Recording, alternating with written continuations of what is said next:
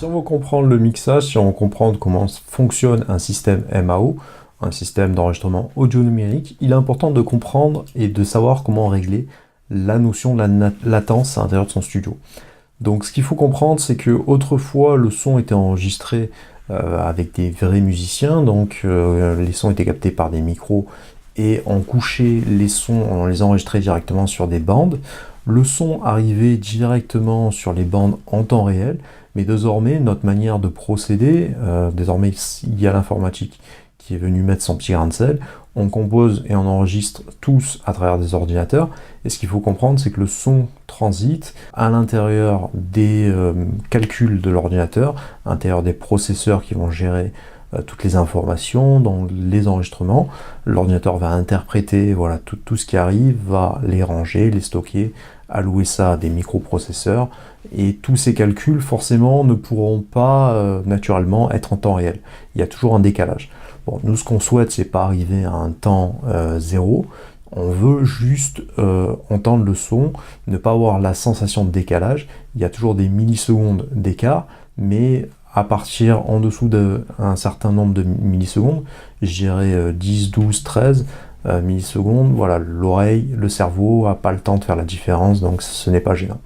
Donc autrefois, il y avait des Pro Tools, des systèmes de direct monitoring, des Pro Tools HD qui existaient. C'est pour ça que désormais le logiciel Pro Tools est devenu une vraie référence de nos jours. C'est parce qu'il y avait un système de Pro Tools HD qui prenait en compte tous les calculs avec des microprocesseurs placés sur les cartes, prenait en charge tous les calculs et ça permettait d'alléger les ordinateurs, alloués à gérer uniquement le Pro Tools, et ça permettait de maintenir, de certifier que le temps de latence soit le plus faible possible. Donc on va jouer sur ce temps de latence en fonction de ce qu'on souhaite faire. C'est ça qui est important de comprendre. Lorsqu'on est ingénieur de son en enregistrement, retenez que le guitariste, le musicien, les chanteurs surtout, supportent pas de s'entendre avec un décalage. Bon, c'est pas un caprice, c'est que voilà, c'est facile à comprendre que pour gérer son interprétation, on doit avoir les artistes dans la cabine ont tous un casque, c'est pour entendre la musique, et il faut pas qu'ils entendent la musique avec le décalage de la voix. Alors, retenez que voilà, il y aura un départ casque pour le chanteur avec une piste dédiée à l'enregistrement de la voix, une piste à lui restituer en retour le son mélodique, donc la musique, et voilà, il va falloir bien régler ça, ces deux éléments, et dès qu'il y a un décalage, ça va être assez compliqué. Dès que vous vous retrouvez avec des pistes assez chargées dans vos séquenceurs, ça va être le même souci, vous allez commencer à entendre des décalages entre le moment où vous appuyez sur la touche et le moment où vous entendez le son. Et dès que ça vient, sachez que vous pouvez régler ce temps de latence pour essayer d'avoir quelque chose de plus agréable. Donc lorsqu'on enregistre, on va faire en sorte d'avoir le temps de latence le plus faible possible, mais forcément il y a un bémol, c'est que ça va demander beaucoup plus de travail aux ordinateurs. Et dès qu'on se retrouve dans les sessions de mix, dès que l'enregistrement est fini, là désormais on va augmenter la latence et pour faire en sorte que l'ordinateur soit un peu soulagé et puisse vraiment bien traiter l'ensemble des pistes. Dès qu'on se retrouve avec 30, 40, 50 pistes, forcément ça c'est compliqué, donc il vaut mieux mettre le temps de latence au maximum pour faire en sorte que l'ordinateur ne bug pas, il puisse mieux restituer le son. Donc forcément, si vous augmentez le temps de latence, il va y avoir un décalage entre le moment où vous faites espace, ou lorsque vous faites play, stop dans votre système audio numérique, on va entendre ce petit décalage, vous verrez que le stop, donc dès que vous stoppez le son, hop, il continue un petit peu pendant quelques millisecondes avant de vraiment s'arrêter.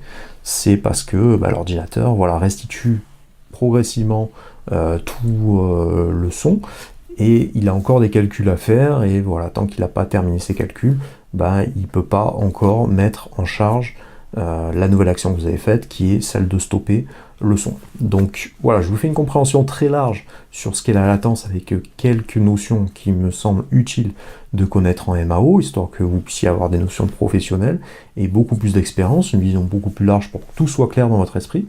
Retenez que le temps de latence, on l'a souvent lorsqu'on est débutant, parce qu'on a tendance à faire de la musique sur l'ordinateur qui est chez soi.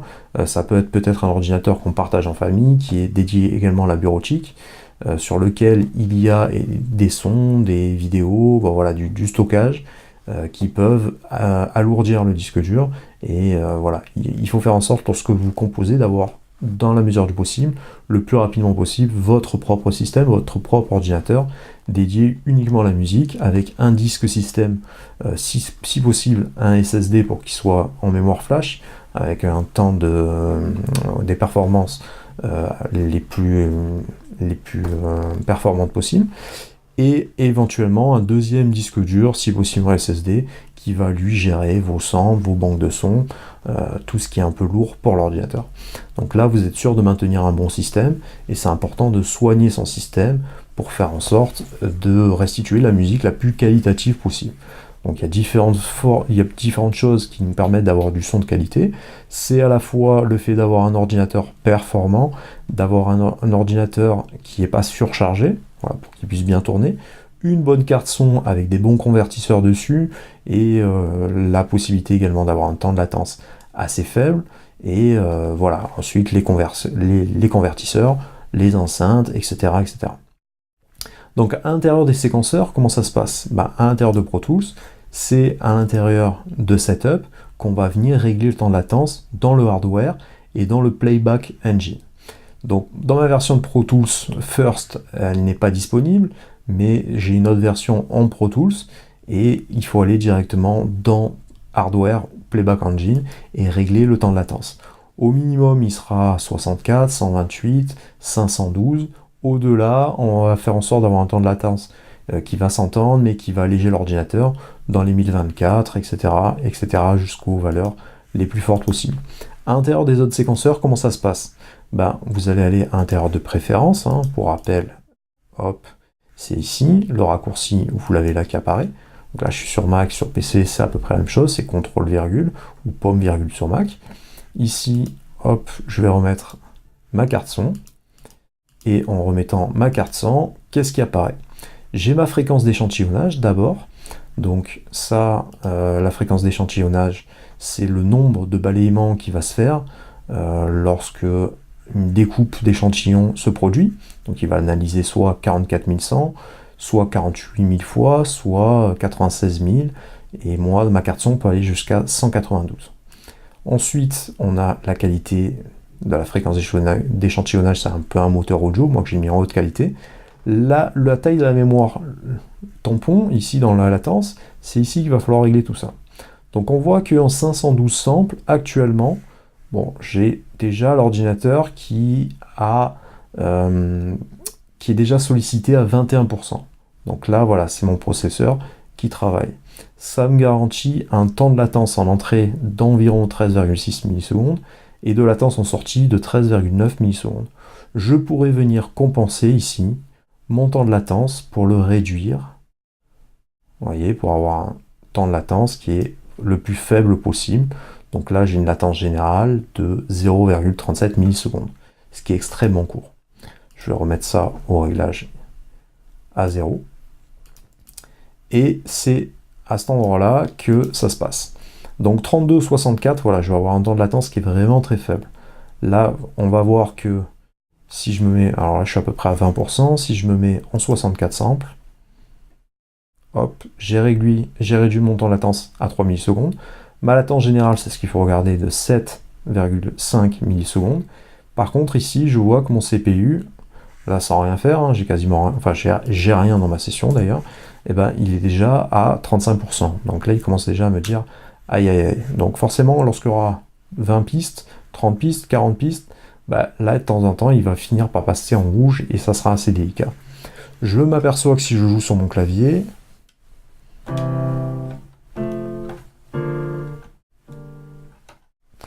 j'ai le son qui vient plutôt en temps réel, donc c'est plutôt une bonne chose. Si j'augmente ce temps, je vais mettre en 2048, j'ai un temps de latence 48 millisecondes, 97 millisecondes, ce qui est assez énorme. Et par contre, hop, je suis redescendu maintenant à un pourcentage de CPU qui est beaucoup plus faible. Donc là, désormais, ça va. Voilà, mon ordinateur, il va mieux. Par contre, si je joue sur mon clavier, bon, il risque d'y avoir. Je sais pas si vous entendez ce décalage qui s'opère.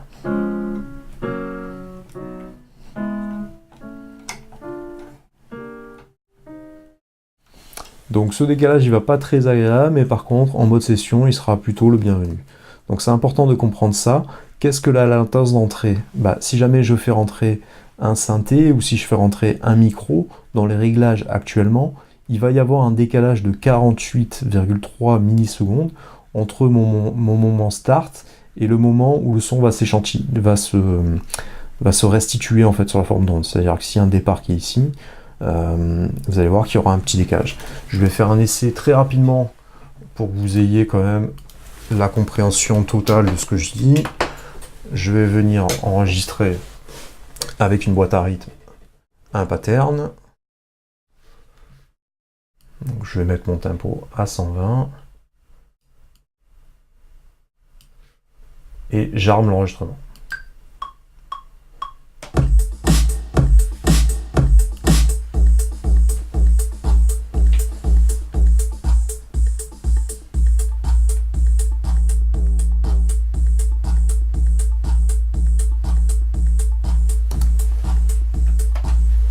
Donc j'arrête ça, et qu'est-ce que je constate? Si je zoome au maximum,